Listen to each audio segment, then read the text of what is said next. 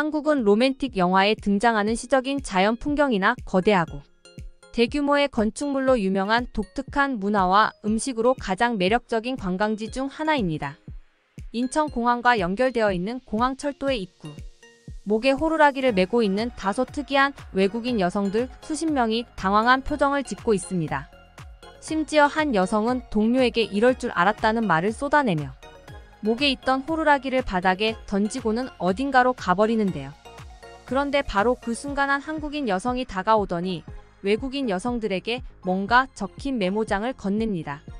메모장을 받아든 외국인 여성들은 이내 당황해서 어쩔 줄 모르고 한국인 여성의 손을 잡고는 바닥에 주저앉고 마는데요.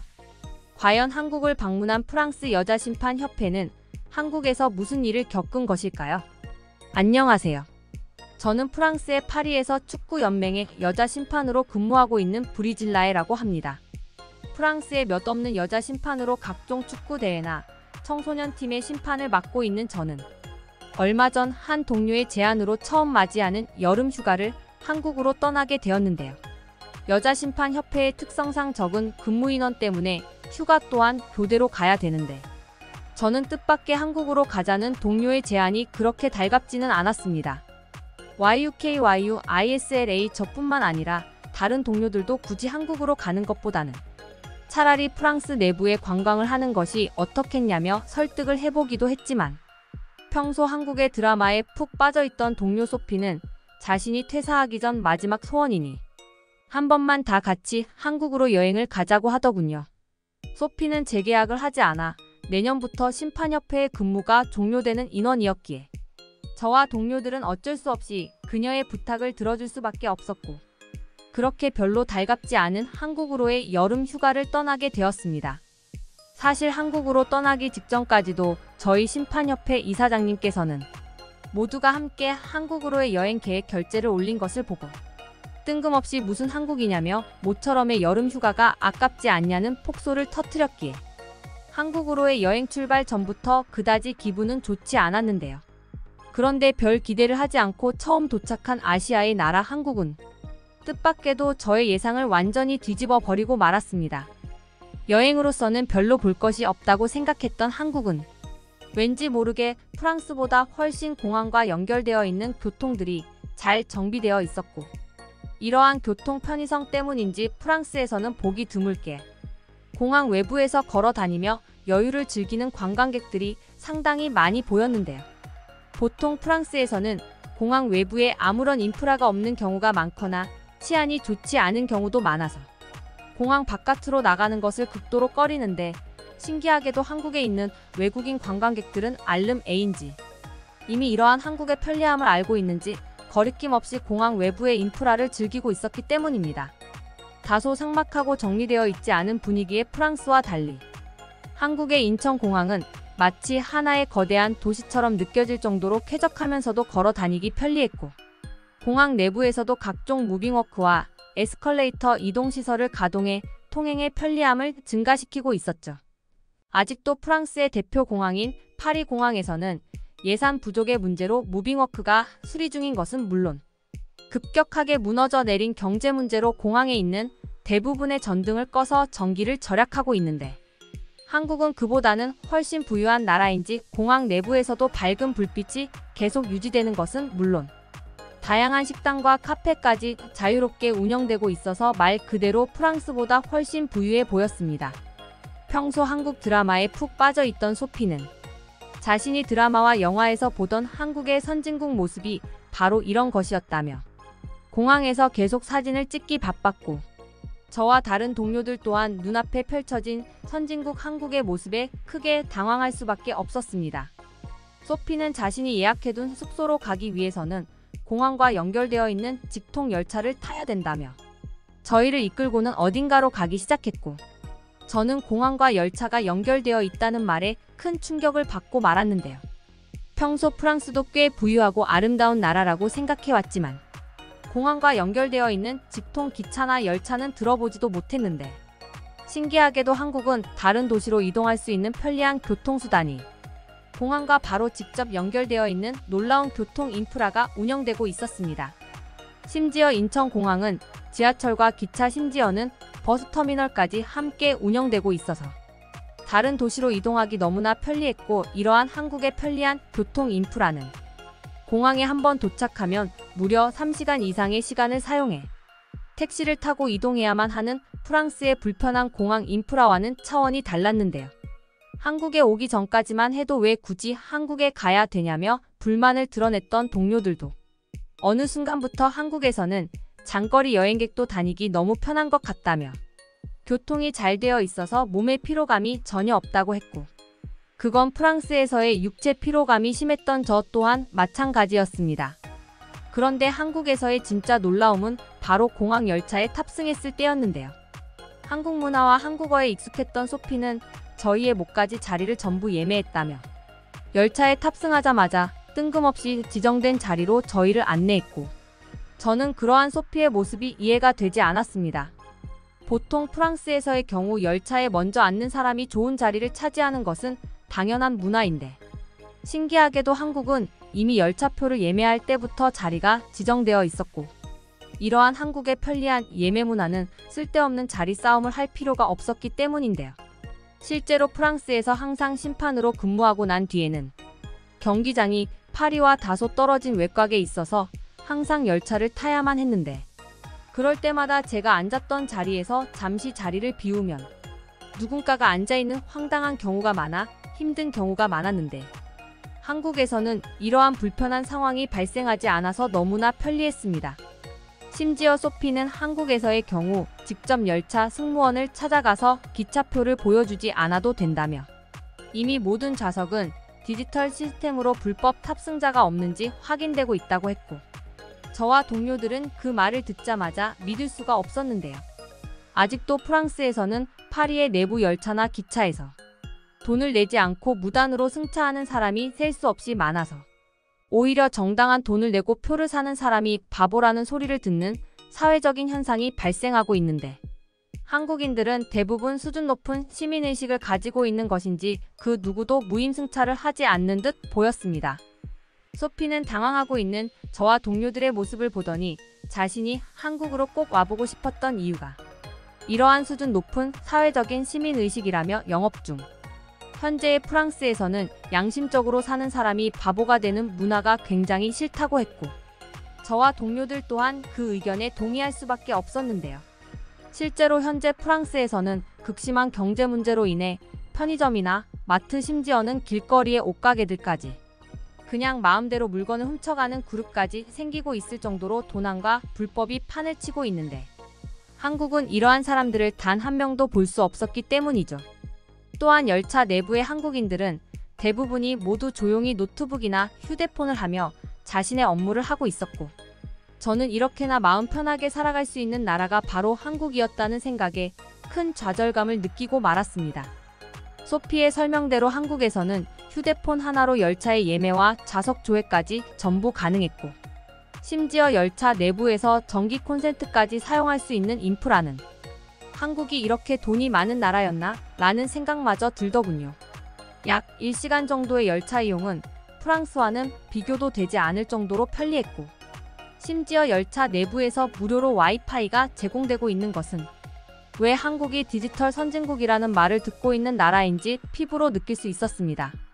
소피는 저희에게 서울의 중심에서 내리자고 하며 조금 있다가 내릴 준비를 하자고 했고, 저와 동료들은 이렇게 편안하고 쾌적한 열차를 당장 프랑스에 도입해야 된다며 아쉬운 마음으로 하차를 준비했어요.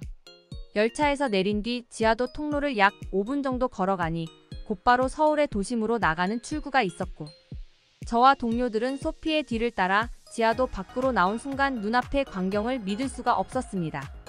프랑스에서는 중심 수도 파리라도 대부분의 도시가 노숙자와 범죄 집단 때문에 슬럼화가 되어 있어서 밤의 시간일 경우 너무나 위험한데, 신기하게도 한국은 늦은 밤이었지만 길거리에는 걸어다니는 사람들이 상당히 많았고, 그들 모두는 행복한 표정을 지으며 마음 편하게 길거리를 걷고 있었기 때문인데요.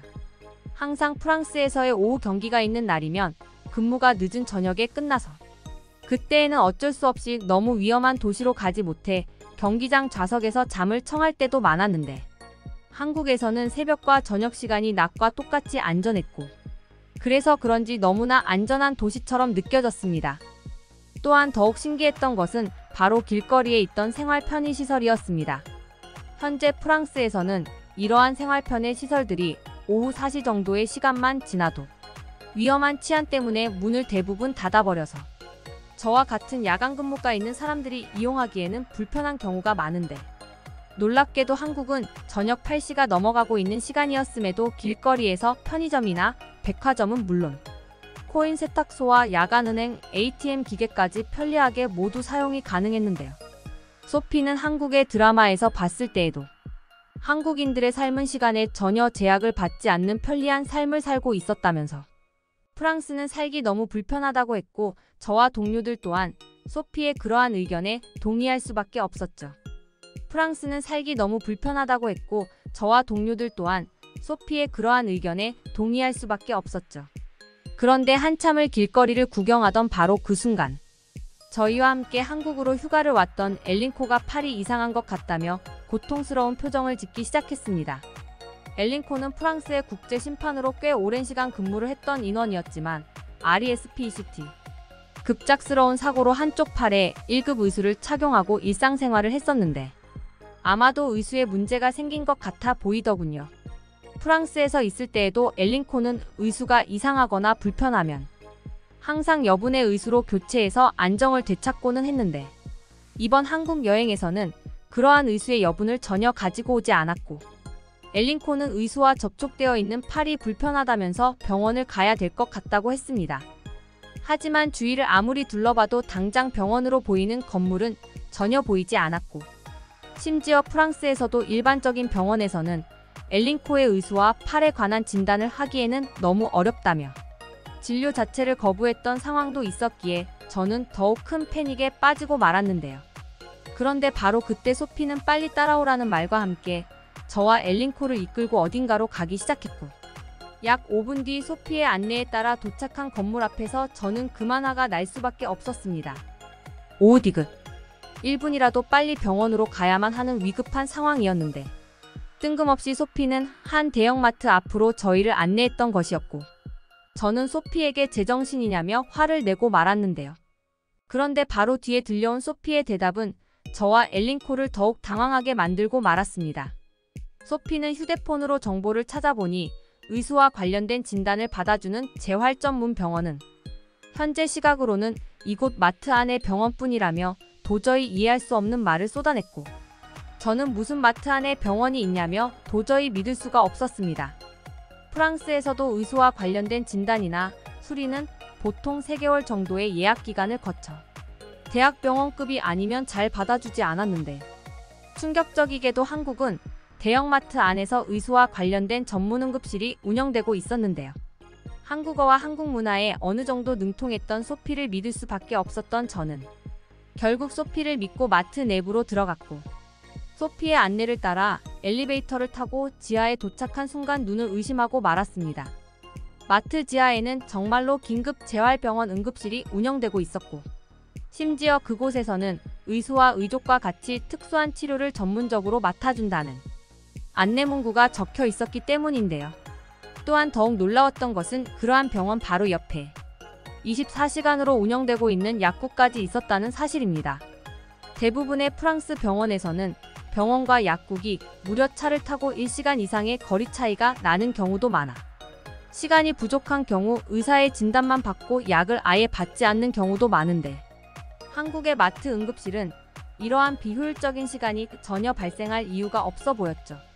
마트 병원으로 들어가자마자 데스크의 간호사분께서는 엘린코의 상태를 보더니 곧바로 내부 의사분을 만날 수 있게 해주셨고, 프랑스에서처럼 많이 기다릴 필요 없이 곧바로 진단을 받을 수 있어서 더욱 마음이 놓였습니다. 엘린코의 상태를 확인하신 한국인 의사분께서는 재활과 관련된 전문을 담당하고 계신 분이셨고, 엘린코의 의수가 다소 신체 사이즈의 유격이 있게 제작되어 있는 것 같다며 이대로 계속 사용한다면 다른 관절의 통증을 유발할 수 있다는 말과 함께 현재의 고통도 아마 그러한 이유일 것이라는 상당히 충격적인 진단을 내려주시더군요. 실제로 정밀 촬영을 통해 확인해보니 이미 프랑스에서의 잘못 제작된 사이즈의 의수로 인해 엘링코의 팔과 연결되어 있는 관절 부위는 조금씩 마모되고 있었고, 한국인 의사분께서는 지금이라도 발견한 것이 다행이라며 곧바로 의수를 전문기관에 보내 수리해주겠다는 말을 하셨습니다. 그런데 놀랍게도 의사분께서는 전문기관으로 보내는 경우 보통 하루 정도의 시간이 걸릴 수 있다며 너무나 미안하다는 말투로 말을 하셨고, 저와 엘링코는 그 말을 듣는 순간 귀를 의심하고 말았는데요. 프랑스에서 엘링코의 의수 수리를 했을 때에는 무려 6개월 이상의 대기 시간이 필요했는데, 한국에서는 전문기관으로 보내는데도 하루밖에 걸리지 않는다니, 저는 처음에 잘못 들었나라는 생각에 깜짝 놀라고 말았습니다.